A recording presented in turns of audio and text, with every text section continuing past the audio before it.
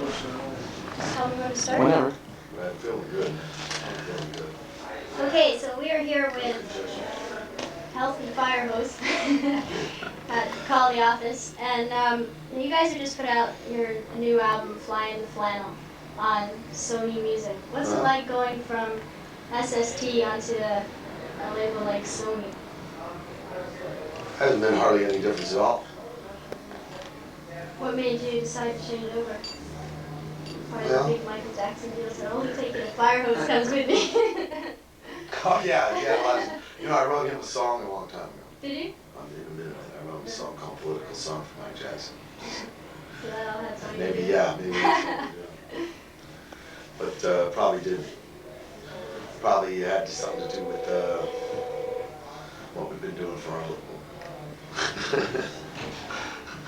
You tell. Well, Felt like the change because it wasn't SST. well, it's been SST for a long time. Yeah. Why did we change over? Yeah, that's kind of hard to answer. I guess the opportunity to try something different, be away from everything. Mm-hmm. As far as the differences, it's kind of still pretty early. Doesn't seem much different. I mean, we're out here doing our shtick like we usually do. Well, that's good. Yeah, it's Just, not I mean, much different. I saw you guys talking about SST quite a while ago, and just how great it was being, what a great label it was to be on and everything. Yeah, it is. So, I have a lot of respect for him. Yeah, I'm making him a third album. Me and my wife's got a 2-bass band called Dos. Oh, yeah? I'm making him another record. What's it called? It's called Dos. It's Spanish for two. Great. Yeah, and the way we make records for SST, the way we run our band is hopefully the same way it'll happen with these people. Mm-hmm. They don't want a lot of bad publicity. So I had. And the people we've met, the workers and stuff, very nice. Yeah, well, And that's they're kind of into having us. They have a lot of phony bands they have to deal with, and maybe that we're a little breath, fresh air. yeah. Hopefully, maybe they'll start giving more good alternative bands the opportunity. It's great. To, Yeah, that would be nice. Because I never considered ourselves an alternative. And hopefully it doesn't turn into just a trend too. Right. Yeah. Maybe 30,000 clone. Firehose bands, that would be terrible. That would be odd. That kind of push really They'll invent, hurts. yeah, they won't even be real bands. That hurts. That kind of help. You really don't need that kind of big hype. Shove it down their throats and make a closed thing out of it. Right. So hopefully we can just maintain what we do. Yeah. Well, I heard a story that when you first, when it used to be Minutemen, that you, Yeah. that Ed hitchhiked. I don't know if this is true. Correct me right away if it's wrong. Yeah. Minutemen ended when people got killed in a car wreck. But he didn't hitchhike exactly. Oh. But is that what you? Well, that's a very romantic notion. No, it's He drove the car out and yeah. And but he did. And I live in a place smaller than this, and he put him under the desk. And I bombed the hell. We started band. Mm-hmm. That's right. So how is the new album? Punk rock, Flying the Flannel. Yeah. What does Flying the Flannel mean? Or does it mean anything at all? Oh yeah, it means a lot. What does it mean? It means flying your, having your say. Uh-huh. 'Cause, yeah, Everybody can wear flannel. Sure. How did you manage to fit 16 songs on the new record? That was something I Made them little. It must be the first band that put 16 songs on one tape. Oh, Wire had 21 songs on a record in 1976. Ah. And that's what gave the Minutemen an idea to make little songs. Oh, really? That's And when punk rock started, me and George, Edward wasn't on the scene yet, but Mhm. probably would have said the same thing, but we were too rock and roll. Right. See, these guys had just took up guitars and started making records. Mhm. So to kind of hide our old rock and roll roots, we kind of adopted the little format, Mhm. the little songs. We thought the main thing of punk rock was to get your own sound, Right. to be original, really. Mhm. That's what we'd like to carry on too, by telling people how free and independent we are. Maybe inspire bands to be free and independent, Right. and not be little fire hoses or little bands. The other thing I was going to ask you about some of the songs that were on it, because some of the names are really Bizarre. yeah, Up Finnegan's Ladder and or Walking the Cow. What is, where did you come up with that one? That's a Daniel Johnston. Like changes a little bit, you know. They kept the words. I changed the music, right? Yeah. But I'll tell you, it's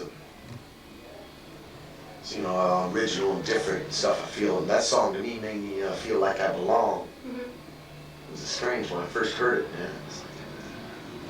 It's like an affirmation, you know, that you do fit somehow. When you guys first came out, like you talk a lot about the punk movement and punk and that. What do you think about music now compared to when you guys were coming out and there's all these, how have the changes appeared to you in music now from when you first came out with the Minutemen and Well, there's MTV now and stuff. Which, is that a good thing or a bad thing? Well, see, in the punk rock days, the little bands, you'd have to go to clubs to see them. Mm-hmm. You'd actually have to go and watch. Yeah, you had to find out for yourself. Most of the time, if you want to see another punk rock band, the only way you would know about it is if you were at the other punk rock show. Right. There's So no punk rock band. You had to be involved in order to keep it going. Mm-hmm. MTV, you just sit home and they tell you what's hip. So automatically, it removes you from the being part of it. Right. You're an observer again, which is sort of like the 70s, sitting at the big arena far away. And that's a bad thing, I think. Yeah. So you think it's going to affect people going out to see live clubs? I think it affects the young guys trying to make their own bands. Yeah. You know,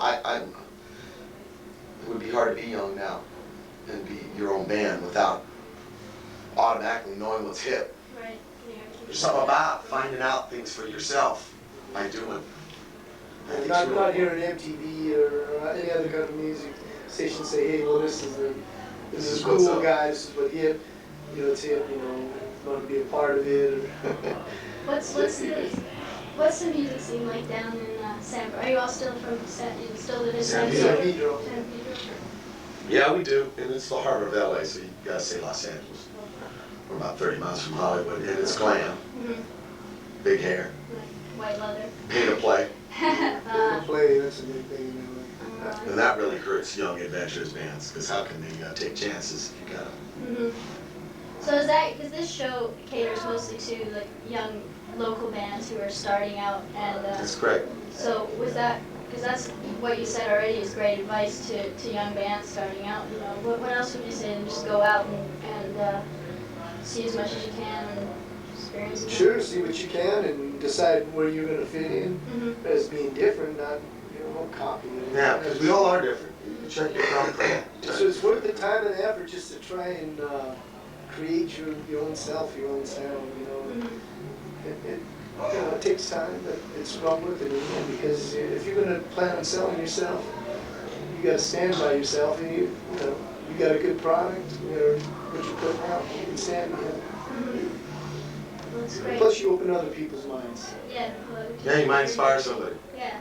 which I think is one of the greatest gifts of all.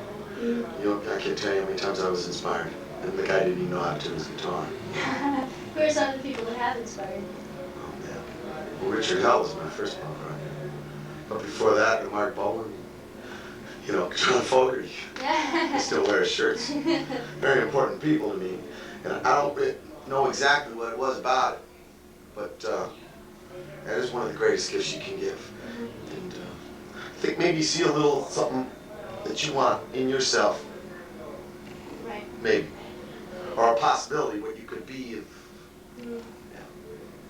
Who are some of the bands that are out now? Lately there's been, I think anyway, a good influx of good bands coming out. What are some of your favorite bands, or newer bands that are coming out recently? A lot of them are bands that we play with. Yeah? It's kind of like Something punk rock fine, bands in a way, because we see these bands we play with, it's a lot of the kids are younger and they're just starting up, and some of them have some pretty good original sound. Yeah, like Super Chum. Super Chum. But older dudes too, like Sonic Youth. Yeah. The Blake Babies, they're broken up now, but some of these are coming on. Yeah. That's kind of too bad. That's something, some things are so intense, it can't. That's one thing about me and George, who've been together a long time for punk rockers. Mm-hmm. Sometimes the meaning of the people are just so intense, they can't see. Yeah. Like I heard television's getting back together. Really? Yeah, and That's they're interesting.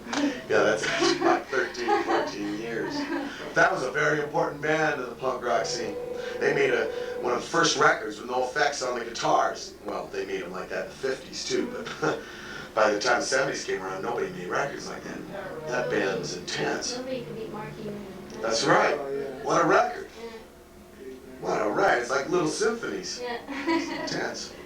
What about you, Ed? Who were you playing with before you met up with Firehose? What were you doing in Ohio?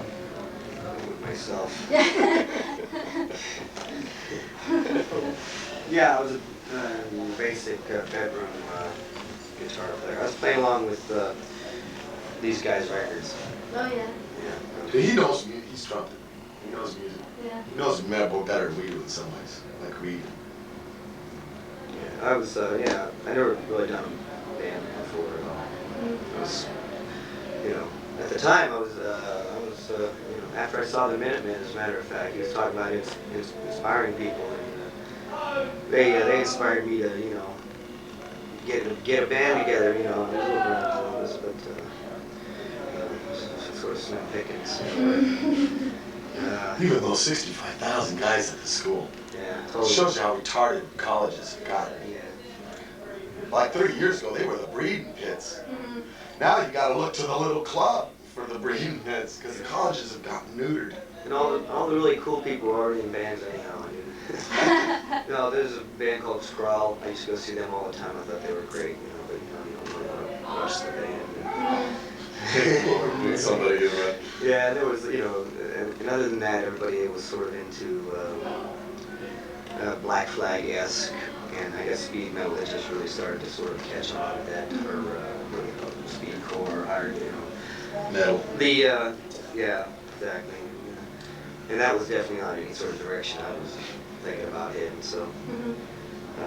Turned out I heard a rumor. I went to go see a band from California, and they said, I heard these guys were auditioning guitar players, which was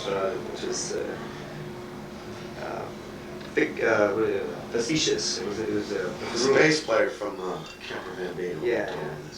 So I I called don't them really up. know. Oh, you don't? Oh, they're way up in San Francisco or something. Santa Cruz. They're way far from us, so it's bizarre how this guy got this. BS in big time. Yeah. Oh, you shine on those guys. Yeah, you got this. Call them up. So he called me on my number is listed. Yeah. Came on over. Yeah. That's how bands should start, I think. But yeah. Didn't even really, I had this, you know, again, after I saw the Minutemen, I went and got this electric guitar, you know, and didn't have a case for it. And I just sort of, I did have an acoustic guitar, so I traded cases, and away I went to California. No amplifier, nothing. Yeah. Not even so much as a promise of, you know, to come to his house. Yeah. I sort of just said, well, I'll be there, and I'll call you when I get there. He's like, well, no, send me the tape. I'm like, you know, it was kind of, Yeah. I was young, and, you know, how you are when you're young. You sometimes Oh. don't reason, you don't reason all the way to the end. You just kind of flow. That's what's great about being young. That's the thing, though. That's And, what you gotta do. I was busting tables at the time, you know. I had nothing else to do, really. I dropped out of college, so I was... So did you have to go back to Ohio? Are you still in Ohio, or are you with these guys in? Maybe that's a few blocks from us. Yeah, I don't live there anymore. No. Even his parents moved from Ohio. Yeah. Nobody stays in Ohio. We shouldn't rank on Ohio because No. the Rock and Roll Hall of Fame's in Ohio. Yeah, Cleveland, you know. Well, you know, it's, Used to be called Indian Territory. Yeah. Ohio's got a lot of history about it. And nobody's asked where they're born. You just get yanked. And then you deal with it. yeah, but it's a pretty quiet place, very conservative as far as, you know, government stuff goes. And, I knew, I think 7 of our presidents from Ohio. 6. 6, yeah. The most is Virginia, I know that. But Ohio's up. So where are you guys off to from here? We've been traveling all across Detroit. Canada, or Yeah, we did 4 Canadas. Yeah, started in the Detroit. east. yeah? Yeah. This is as far west as we go. Are you just driving too? Are you just driving yourselves? Yeah. Yeah, the transporter machine Yeah, we is on the travel on a bike. Ford van. Yeah. really This guy follow. hasn't got the transporter together yet. Something about dilithium crystal. I Yeah, don't know. so as soon as he gets that fixed, we'll start beaming from town to town. In the meantime, we got Azure Earthlings. No, and tomorrow's Detroit, and then we start making our way west to the Midwest. Right. Chicago, Milwaukee, Madison, Minnesota, Iowa City. Do you have a favorite place to play? Or just Any place. anywhere? Any place can be the best, it can be the worst. Yeah. You can't blame it on the town or the people. It's a lot of little things like if you're too tired. Yeah. And, it doesn't have a lot to do. I can't blame things on it's really being bigoted to try to say some people are better than other people. MTV made us all equal. That's it. That's a good note to leave it on. A lot of Well, thanks a lot for doing the interview, guys. It was great meeting you. All right. Likewise. Thank you very much. See you the next time you come around. Okay. Thank See you. you later. Okay. What are you doing? All right. I like big cats.